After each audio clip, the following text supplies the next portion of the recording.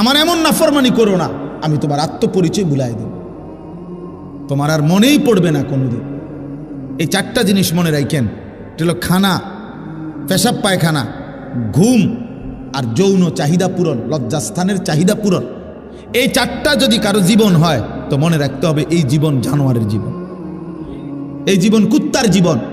কারণ এই কুকুর বিড়ালও খায়, ঘুমায়, পেশাব পায়খানা করে, আর কুকুর বিড়ালেরও যৌন চাহিদা পূরণ হয়। এই জন্য কুত্তারও বাচ্চা হয়, বিড়ালেরও বাচ্চা হয়, গরু ছাগলেরও বাচ্চা হয় বেটা। তাহলে জীবন মানে যদি হয় খাইছো আর ঘুমাইছো আর পেশাব পায়খানা আর যৌন চাহিদা পূরণ, এরই নাম যদি জীবন, তো এই জীবনের সাথে কুত্তার জীবনের পার্থক্য কি?